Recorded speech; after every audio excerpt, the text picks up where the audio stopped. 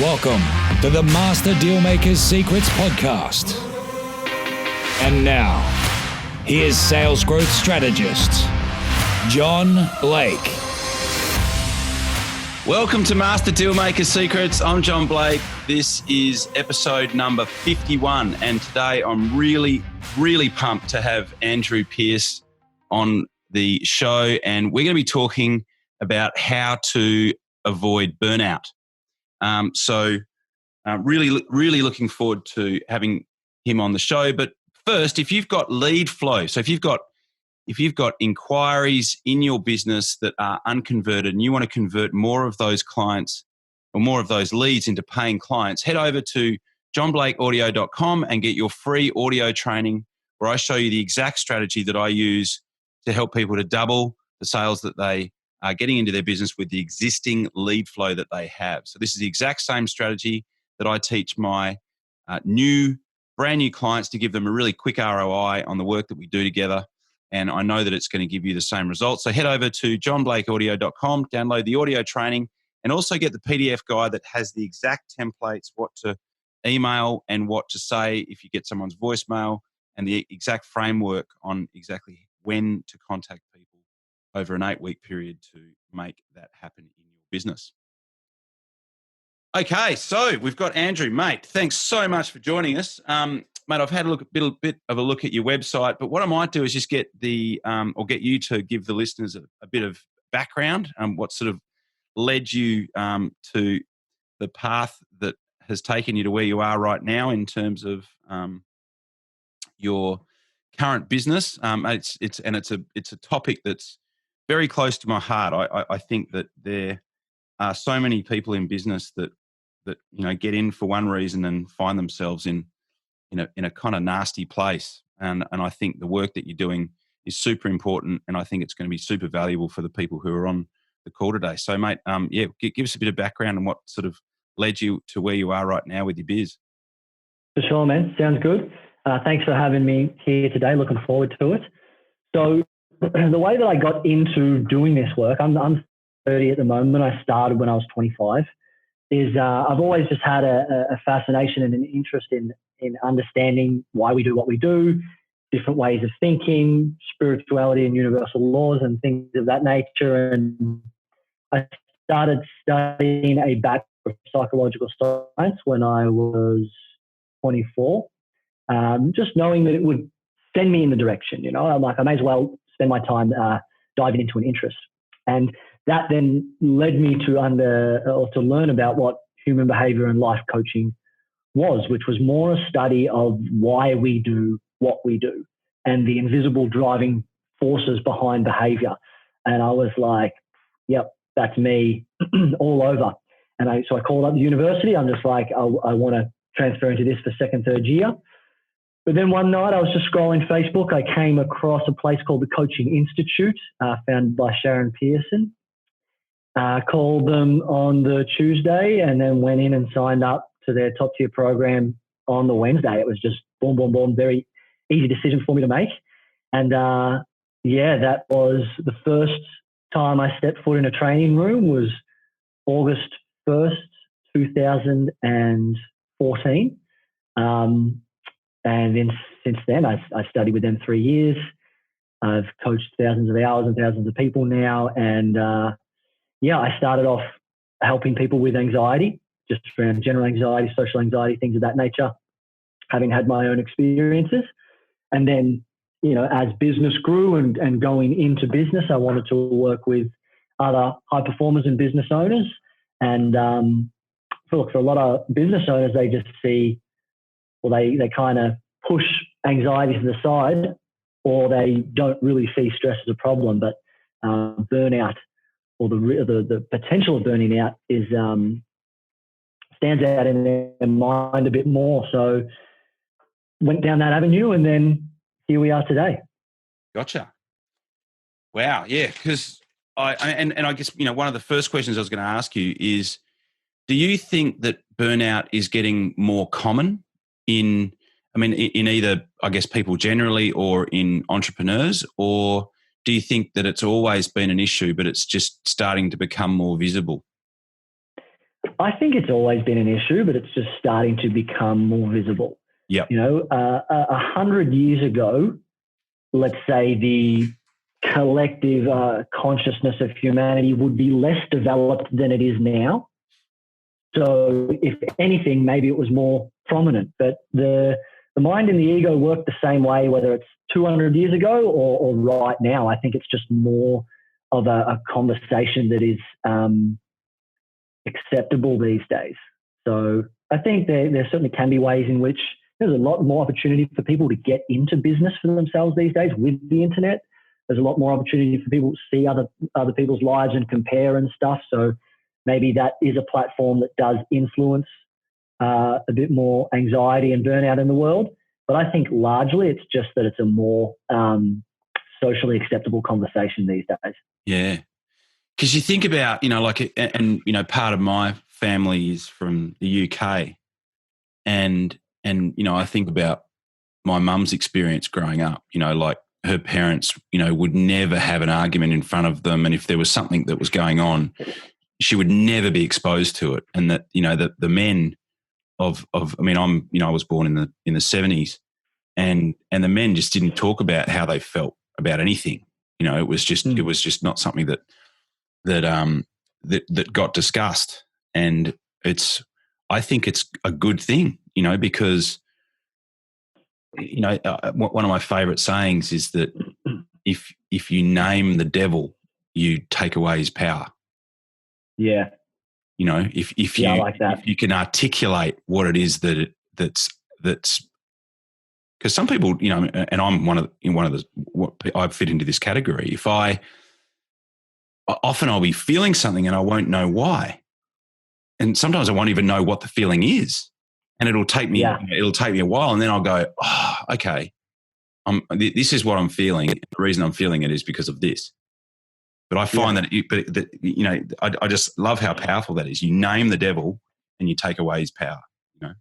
Yeah, I love that too, man. And it does have such power to just, it's like it brings it out of the darkness and into the light, and you're like, it's not that bad anymore, So I like that. And I just love that there's so many things that are just so simple, yet so effective and powerful in terms of transformation. And I've never heard it in that way, but I like that, man. It's very cool. Yeah. So the warning signs, what is it that someone's sort of cruising along? I mean, there's lots of business owners and entrepreneurs and people who are interested in business listening to this. What are some of the warning signs, the red flags that they could become more self-aware of that might suggest that they need to address a potential burnout situation before it actually gets to a point where it's a big issue? Yeah.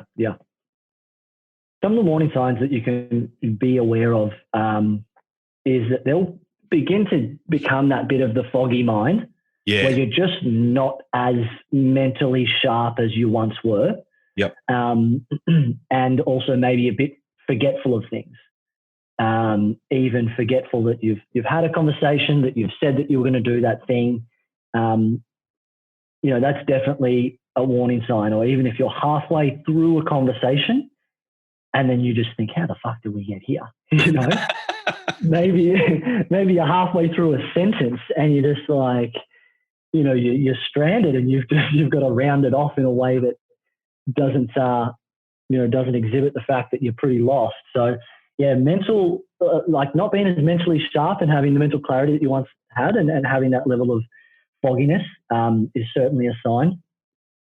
Along with just like, if you're experiencing a state of kind of constant tension within your body, like that, it's just, there's so much emotion that's been suppressed that the body just is shut off and is kind of you're feeling yourself to be constantly in a bit of a fight or flight response state, and there is that tension within the body and tension within the muscles, then there's certainly a lot of fear influencing that beneath the surface. And then, of course, just physical and emotional fatigue. Just the thought of having to rock up to business the next day, if you come home after work and you just don't have the energy for anything, and this is prolonged, it's not just a couple of days that have been pretty full on, there are definitely some warning signs to check out, both observing and being aware of what's going on within your mind, and then also observing and being aware of what's going on within your body as well. But sometimes people think they're just a bit tired, or they've just got a little bit of low energy, that they need to drink more water or get more sleep, or just rest for a little bit, or improve their diet or whatnot. All things have a positive influence, but it's kind of easy to ignore those warning signs, unfortunately. Yeah. Well, I had a note here. So sometimes we feel things, we feel tension in our stomachs and we feel tension in our chests. What do we typically feel in our chests versus our stomachs, emotion-wise? That's a good question. I don't even know if I've got an answer for that, bro. I'd be trying to make something up on the spot. I know you can have fear in the stomach. You can have fear in the heart and the chest, where you've got that flutter as well, or the stomach, it's got the swirling. There's probably someone out there with an answer, but I'd just be trying to make something up the spot. To be honest with you. So I guess it can vary, like, in terms of who you are and your background and your makeup and all that type of setup, really. Yes. Yeah, sometimes it's, I work with these types of clients. It can be the swirling in the stomach. It can be the flutter or the pounding of the heart in the chest. It can be the tightness or the lump in the throat.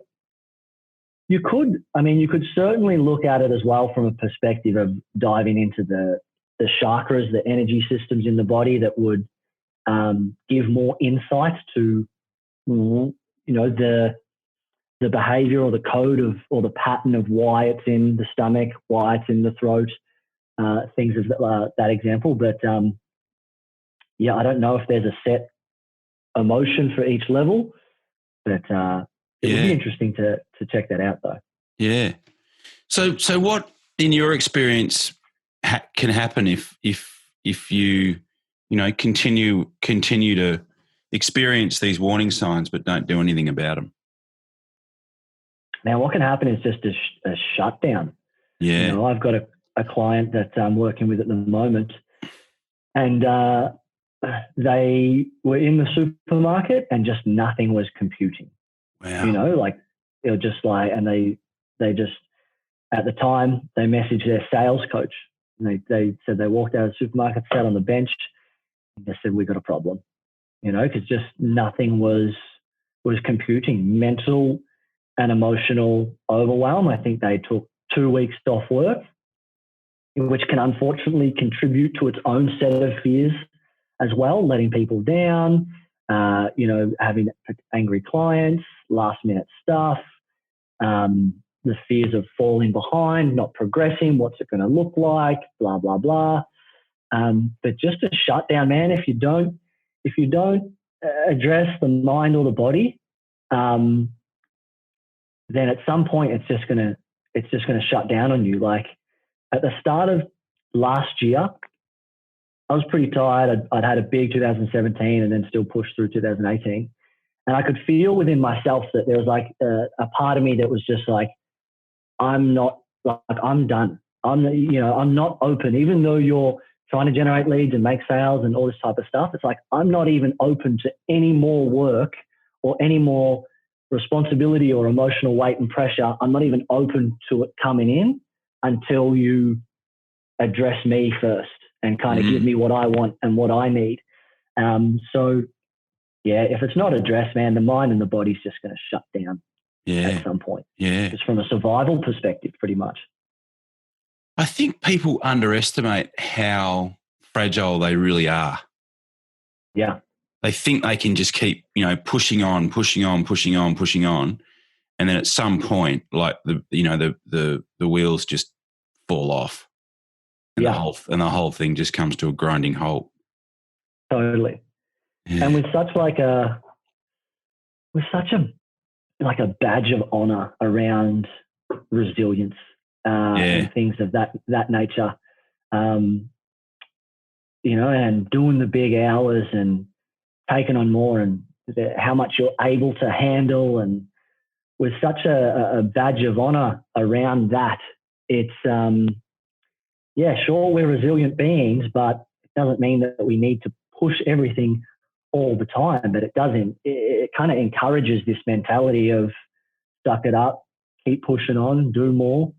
I was on a podcast the other week with a guy who lives on Long Island, and he was just talking about the mentality in New York City. Like, that would be hyper masculine, even more so than Melbourne. And he's just like, yeah, man, it is. It's like, if you're working 40 hours a week, you're getting judged.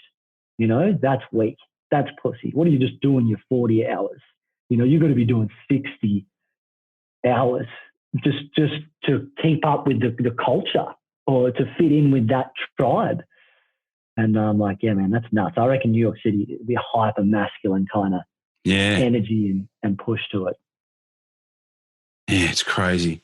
And I mean, you know, even I'm even reminded of just recently, a friend of mine runs a legal firm, and you know, he had some big changes. You know, some really exciting plans for 2020, and his business partner on Christmas Eve, he's just no warning signs at all. You know, at least from my friend's perspective. But he ended it like so suddenly. This guy was going to be, you know, like the major partner in this firm, and you know, so I guess there's that. You know, it can be like, you know, shut down and okay, I need to just totally unplug from work, but it could be shut down and then just like tilt, and then they go and do something really drastic like that. You know, so there's one of the things I've realised. You know, I've had some trauma in my life. My first wife passed away when my son was 5 months old. My daughter was 3.5, and I've, you know, had various people in my world have things go wrong. And what I realized is that people deal with things in such different ways. You know, so whereas one person might be, you know, they've got a foggy mind, they're forgetful, you know, perhaps that's a warning sign for everybody, but how that manifests in terms of whether they shut down or whether they do something drastic, or, you know, I guess it can just show up in so many different ways, can't it? Yeah, man, it's crazy how we're all just doing the best that we can, but sometimes the best that we can doesn't really do any good for us. It doesn't support us in getting anywhere. But unfortunately, you do. I mean, you don't see a lot of shutdown because it's kind of that suffering in silence, but it's out there. And I think it's a massive contributor to the men suicide rate. You know, big boys don't cry, all that type of stuff. Yeah. You aren't allowed to. Yeah, like that mentality, that dogma still exists, of course. Of course it does. But there's a multitude of ways in which people go about dealing with their shit. It's crazy. I you know, I remember that bloody, you know, there was the PTSD, you know, 22 push-up challenge thing, and I had somebody, you know, nominate me for that, and I thought about it, and I actually created a video. I hardly ever do videos on social media. It's just not really my thing. And I created this video, and I said, you know what, I've been nominated for the 22 push-up challenge, but you know, if you're a dude and you're going through some stuff, best thing you can do is find someone to talk to about it. You know, rather than doing 22 push-ups. You know, I mean, that's certainly not a negative thing. It's not a step in the wrong direction.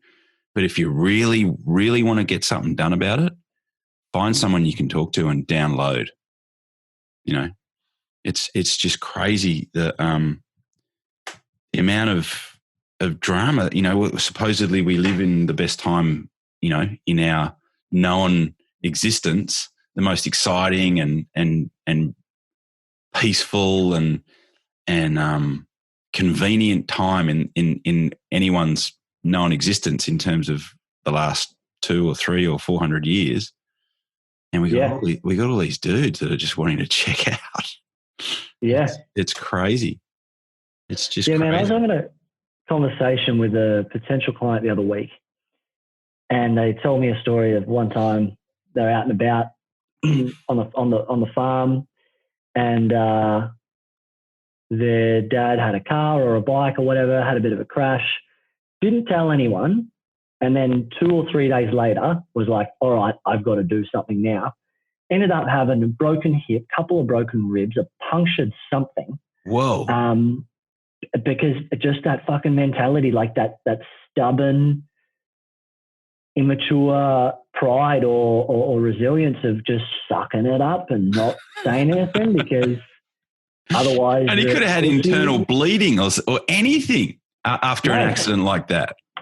I know, but it's just when I heard it, I'm like, that's such a prime example of the dysfunctional nature of the being a man, of what it used to and still does in ways for some people means to be a man. It's crazy. It is crazy. So what are some self-maintenance things that really busy people can do to either avoid or lower their chances of burnout? What are some practical things that we could share based on your experience that they could potentially do? Yeah, so a really great thing to do is, I think that the main contributor to burnout is shutting down our emotions and our feelings. Yeah.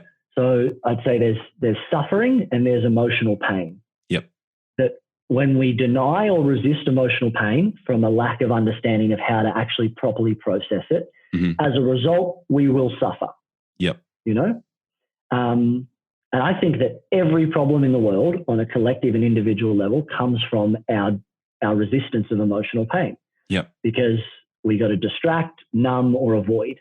Yep. And then at some point you've got to express. And maybe that's beating someone up on the street, raping a woman, or drinking, or whatever it is, overworking, blah, blah, blah. So I think the answer to everything, and yes, there's a lot more to it that you can dive into, is to really turn and face the feelings that we're running from, because in our running, that's our dysfunctional, detrimental behaviors that create suffering and that create more problems, you know? So it's permission to feel. It's ridiculous how much self-judgment permission and guilt, to feel. Permission to feel, man, like self-permission to feel, because there's so much shame around everything, how we feel, how we think. You have a weird thought. Man, I have some weird fucked up thoughts at times, but that's okay to have that thought. Yeah. Acting on that thought, that's a different story, but just to have had it, whatever. Yeah. If you're a big, tough business owner, whether you're a man or a woman, and you're feeling insecure, I don't give a fuck who you are. You're a human being at the end of the day. You're feeling insecure. But if you make that wrong and you judge it and then you feel shame about it and then you need to put in a lot of energy to hide it from the world as well, this is what burns us out. Yeah. This is what burns us out, is the internal conflict, the constant inner battle of thoughts and emotions within our body, because it's not okay to feel. It's not okay to feel afraid or weak or insecure. It's not allowed to, you're not allowed to feel angry. It's not safe for you to show your emotions, because when you grew up, someone said, "What are you so happy for?" Or they said, "Don't cry." Or they're just like, "Oh, you're not allowed to be angry like that," And it's like, okay. So the 3 permission pieces that I teach people is okay, allowed, and safe. It's okay to feel weak, which it truly is. It's nothing. Feeling weak is inherently meaningless. But if we make it wrong, then we'll shame it and judge it and resist it. Yep. And then we're going to burn out. It's okay to feel weak. You're allowed to feel weak. Like, you're allowed to feel weak. It's simple. And also that it's safe. But it's like, oh, if I feel weak and it's seen, I'll be judged, I'll be rejected from the tribe. So it's not safe, and this, again, just propagates fear and anxiety and whatnot. So permission to feel. If you're high anxiety, you're stressed out, you're a bit overwhelmed, but then you feel shameful or guilty or bad about it, you're just propagating the emotions and adding more on the top. So I think the most practical thing to do is begin to give ourselves permission to feel whatever it is that we're feeling without even needing to know why. it's nice to know why, and the mind will want to know why for a justification, but you don't even need to know why. You can feel like an absolute mess, and that's okay. Nothing else needs to happen, just permission to feel that way. And when we give these permission pieces, okay, allowed, and safe, it removes the resistance around how we're feeling, which actually gives the feeling the opportunity to move. Imagine that every feeling is like a tennis ball 10 meters underwater. It's natural buoyancy. It just wants to go to the surface. It doesn't need you. It doesn't need direction. It doesn't need to be controlled. Just needs you to get the fuck out of the way, literally. That's it. Yeah. And it'll move on its own accord. So the permission of it's okay, it's safe, it's allowed will remove those resistances, and then you won't need to run anymore. And you keep that up and you'll completely change your life. It's almost like, you can, thank it for sharing and allow it to move on. 100%, man. Yeah.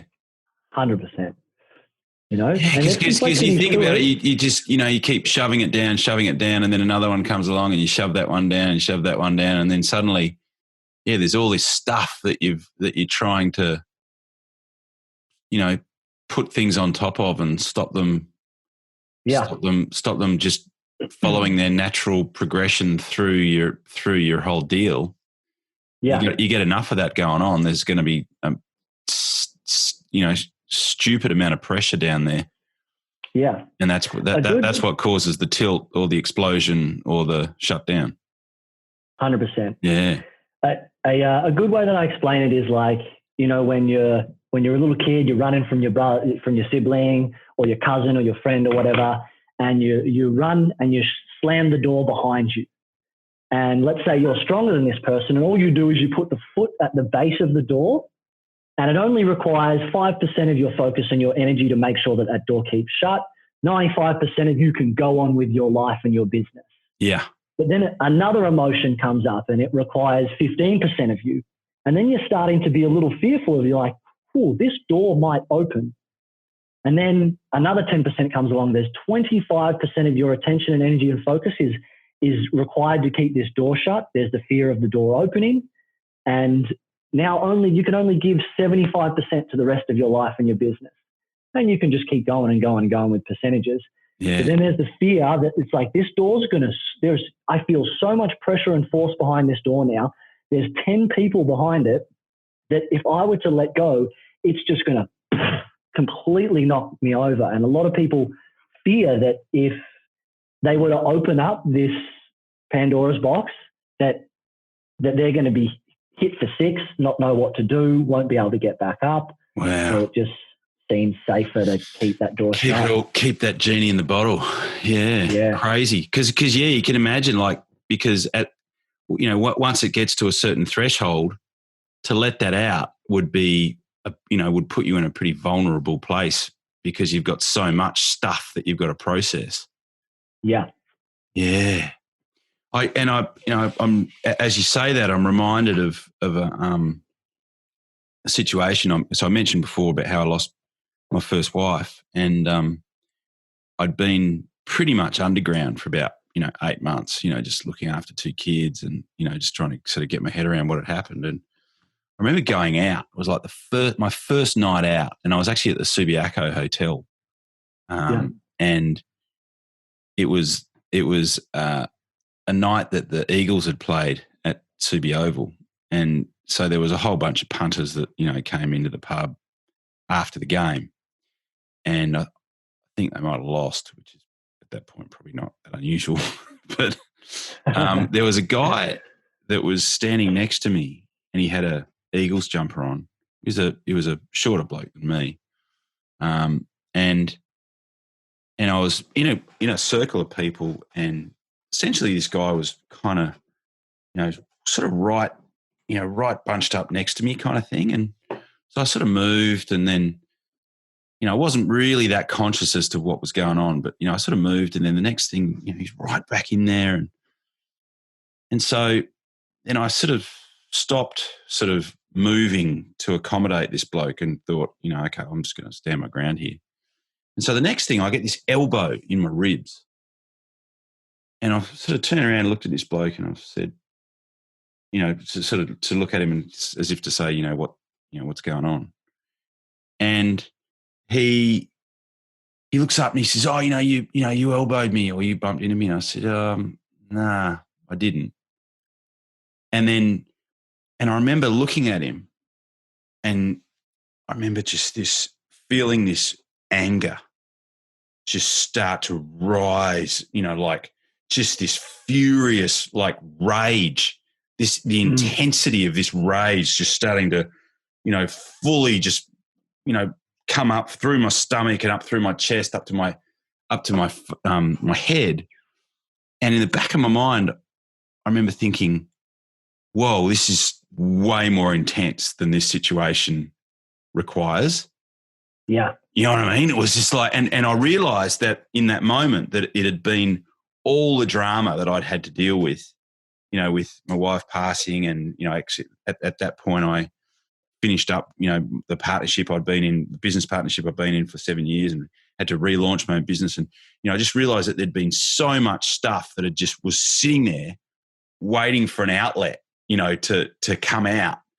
And I'm looking at this bloke and the look in my eye must have just been, I'm gonna fucking kill this bloke. You know what I mean? And I remember I'm like looking at him. I remember three of his mates grabbed him and just dragged him off. Because they could see the look in my eye and they literally just dragged him off. I was just standing there going, wow. If something had gone down there, I don't think I would have been able to stop myself. I reckon I would have totally lost control. And it just made me realize the amount of stuff that I'd been, that I hadn't processed. Yeah. Because of what was going on. And as you were explaining that, I was thinking, okay, that's a pretty good example of that. Yeah. That's that build up. And anger is an emotion that is a result of suppressing fear, insecurity, and sadness pretty much. Yeah. So whenever it's always like, what's beneath the anger? It's going to be one of those three, or a sense of hopelessness and powerlessness. Yeah. Because anger gives a sense of hope in the fight that you can win. It gives a sense of power. But it's like when we deny ourselves the opportunity to feel insecure, afraid, sad, etc. Yep. It needs to be expressed somehow. Yeah. And that's why when someone gets rejected, or there's these like murders within relationships and stuff like that out of jealous rage. Yeah. That's because it's just like, this needs to be expressed somehow. And often it's outwardly. I think anger is the most commonly projected emotion. So yeah, for anyone listening, whenever you're feeling angry or frustrated, just get curious and ask yourself, what's beneath this anger that needs to be felt? Yeah. And that'll take you directly to the core of what's going on for you. And then feel sad, feel insecure, feel afraid, feel hopeless or powerless over a situation. And the anger will subside pretty quickly. Yeah. And it's almost like the path of least resistance. Yeah. It's like it'll just pick an outlet, and it might not be the most ideal one, but at some point it's going to pick an outlet. Yes, exactly. Yeah. But I love that, okay, well, what's beneath this? What is it that's trying to get out that's causing this? Yeah. Mate, that's awesome. Look at I think this is going to be a super, it's certainly a bit of a departure, for what I normally talk about, but, there are so many business owners and business professionals and sales professionals that are listening to this. And I think it's such an important thing. And I don't think it gets talked about enough. And that's why, I really believe in the work that you're doing. And I think that it will be super beneficial for anyone who's listening. And I guess, one of the things that I was going to ask you is, do you have a particular resource or a particular next step that people could take if they're interested in potentially working through some of this stuff with you? Yeah, totally. So I've got a free guided meditation which talks about a mechanism of surrender, which I mentioned briefly with the tennis ball underwater. Yep. Which has an explanation video and also has a guided meditation that I've created, which essentially helps people and teaches people how to feel and how to actually be with the discomfort of emotional pain and feelings. So that's a great place to get started. Awesome. Then you'll be in contact with me on the email list, blah, blah, blah. I've got plenty of stuff to share. But that's a great place to get started. And that's on my website. Brilliant. And that's Andrew Pearce, PEARCE.com.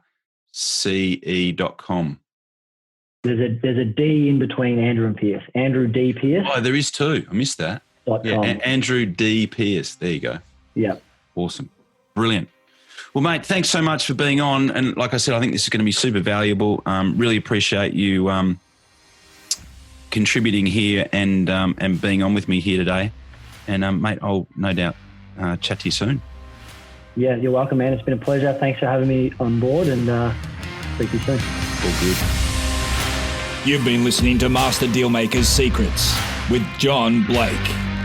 Subscribe to get more in-depth strategies to maximize your sales process with new episodes every week. And double your inquiry to sale conversion with the lead flow you already have. Go to johnblakeaudio.com for his exclusive free no-fluff audio training and companion PDF guide.